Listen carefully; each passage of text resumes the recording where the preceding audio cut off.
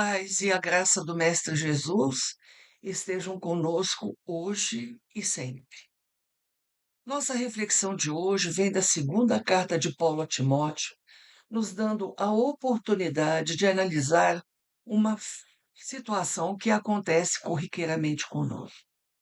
Certamente nos ajudará a refletir sobre a maneira como agimos e reagimos frente às circunstâncias da vida. Esta carta de Paulo é basicamente o testamento a Timóteo, seu discípulo predileto e auxiliar prestimoso. Paulo pressentia a proximidade de sua condenação à morte e, temeroso de não conseguir ver seu discípulo pessoalmente, envia suas recomendações por escrito, exortando-o com insistência a perseverar, a persistir na boa doutrina. No capítulo 4, desculpa, versículo 7, ele diz: Combati o bom combate, terminei a minha carreira, guardei a fé.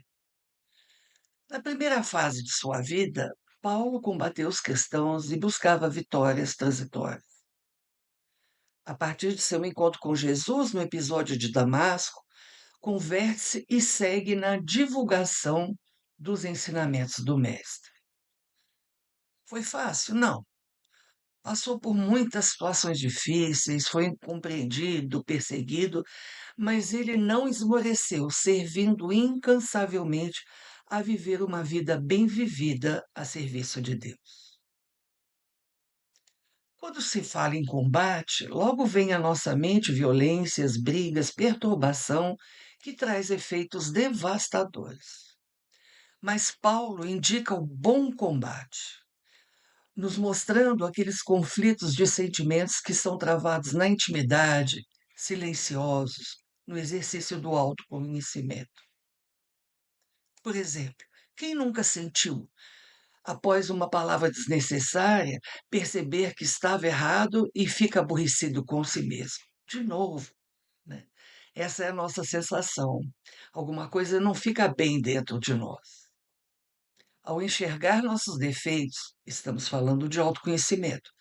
Procuramos o combate gradual às más tendências e maus hábitos que ainda fazem parte de nós e que estão em desacordo com os preceitos ensinados pelo Mestre Jesus.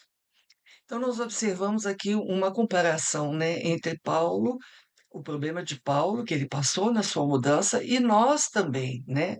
Porque Paulo não se tornou aquele grande divulgador de uma hora para outra, foram muitos aprendizados.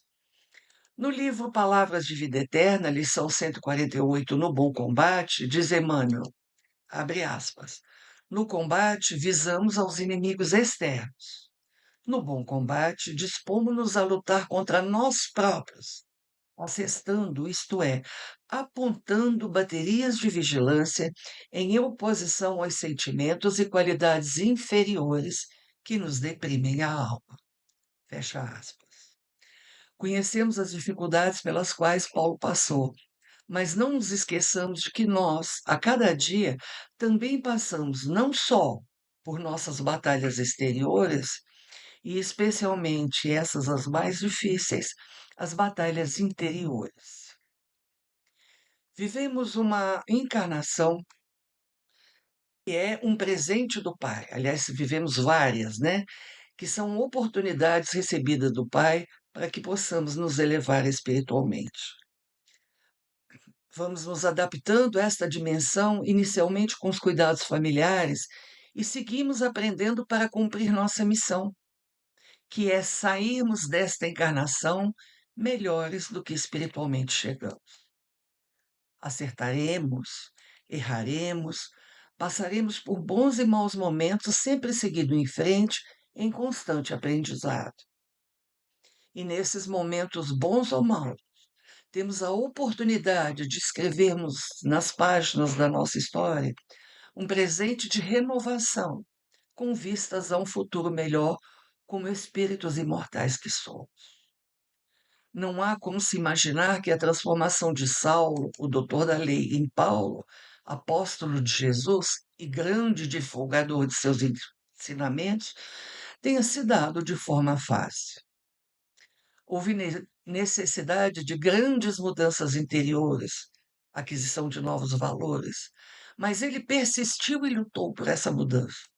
Compreendera que a vida passada não era mais compatível com os valores adquiridos com Jesus.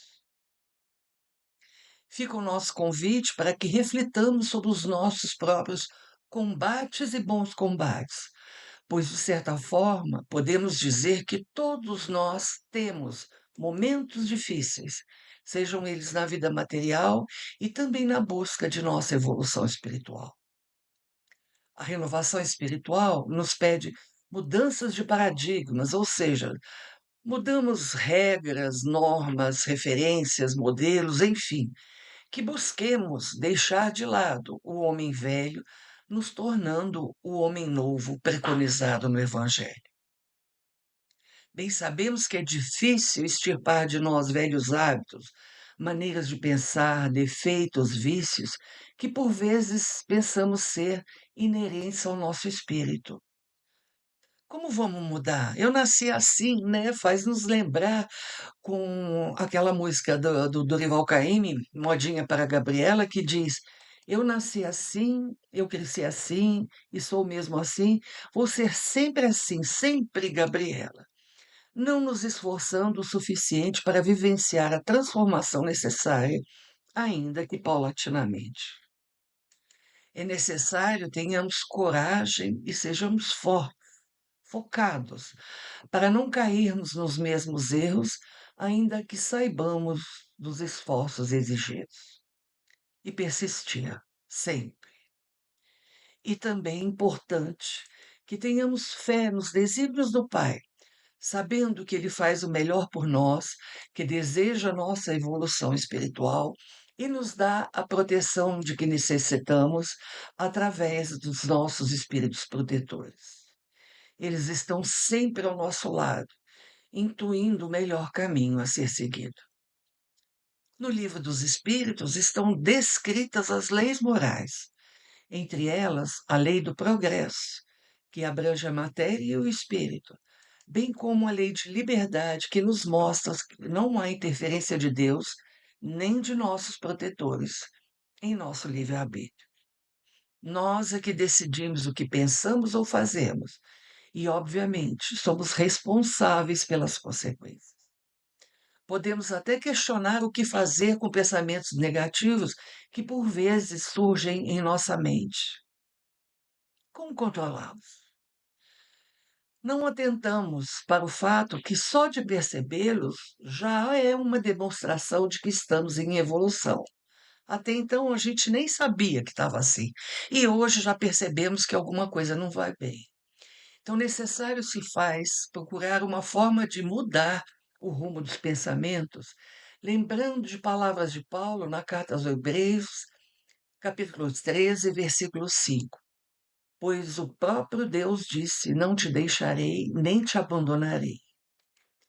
Que tal fazer uma prece ou mesmo um evangelho no lar, fora da hora marcada, para acalmar os nossos sentimentos? Aos poucos, aprenderemos novas maneiras de redirecionar esses nossos pensamentos. Como costumamos dizer, não há manual de instruções nem receita de bolo, mas de uma maneira ou de outra, nossa perseverança, nossa persistência permitirá atingirmos os nossos objetivos. Jesus, em Mateus capítulo 24, versículo 13, nos diz: Aquele que perseverar até o fim será salvo. Confiemos em Deus e em nós. Graças a Deus.